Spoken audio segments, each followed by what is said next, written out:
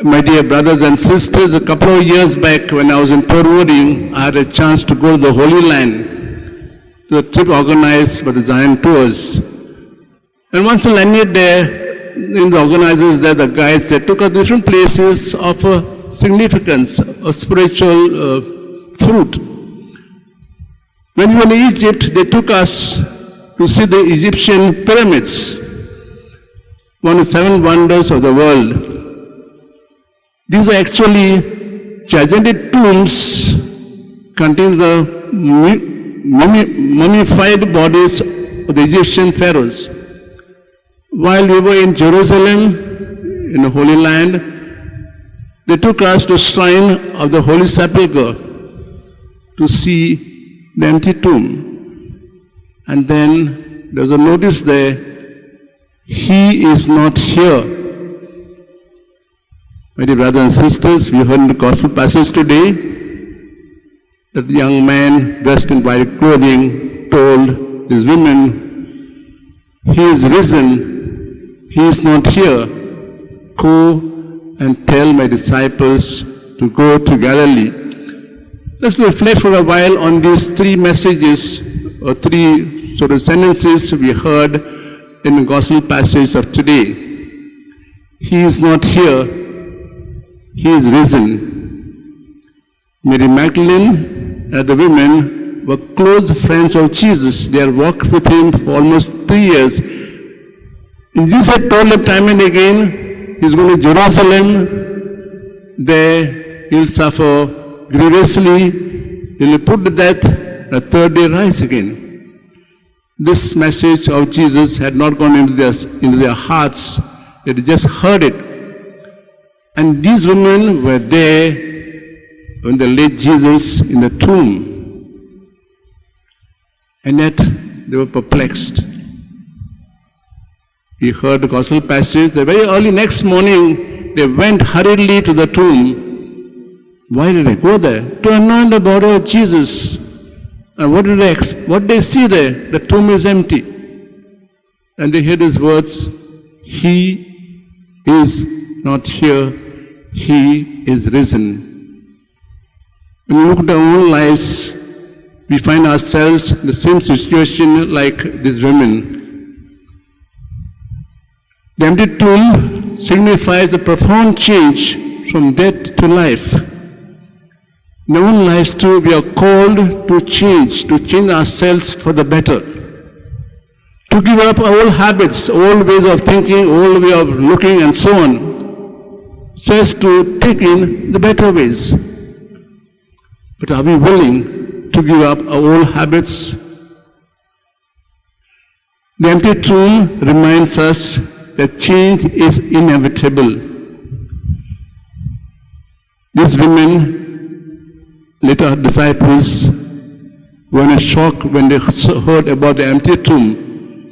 But when they experienced Jesus in a new way, they were totally different. They went out proclaiming the risen Lord. So change is inevitable, and when we have to change, let's put our right foot forward and accept the change, for it brings us new growth and new beginnings. The empty tomb symbolizes hope beyond despair. The Lord's resurrections brought hope to disciples, and later on to the followers. No matter how bleak a situation may seem, the resurrection assures us there's always hope for renewal and for restoration. The Lord is risen. If I ask you a question now, which is the most important feast in the Catholic Church? Is it Christmas? Is it your local parish feast? Or what is it and why is it? It is today's, the resurrection. And why is it so? Because this is the very foundation of our faith. If Christ had not risen from the dead, then we will not be here, neither you or myself.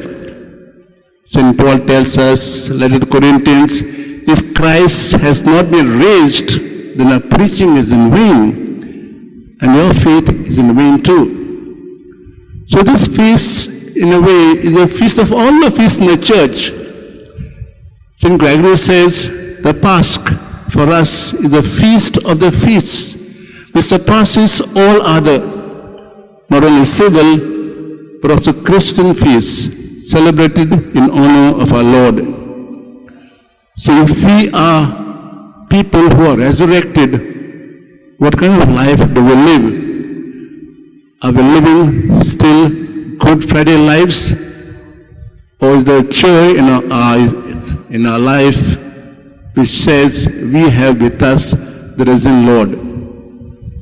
The third message, go and tell my disciples, especially Peter. You may wonder why Peter? Peter must be in the dumps. After he said no thrice, all for his own safety, must be hiding himself. The message is clear to Peter, go and tell Peter, I have forgiven you. You are still the rock on which I will build my church.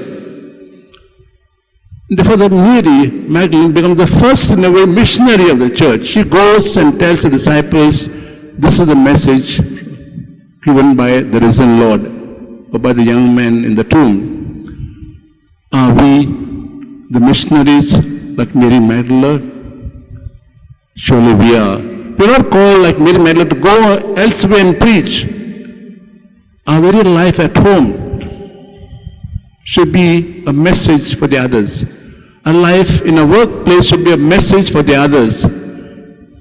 Our life as we travel along should be a message for others that we are resurrected people. So today then, as we celebrate this big feast of ourselves, of our church, let's rejoice and thank God for giving us the Son who saved us and given us new life. There's also face challenges that come our way. Let's walk an extra mile to help those who are in the dumps.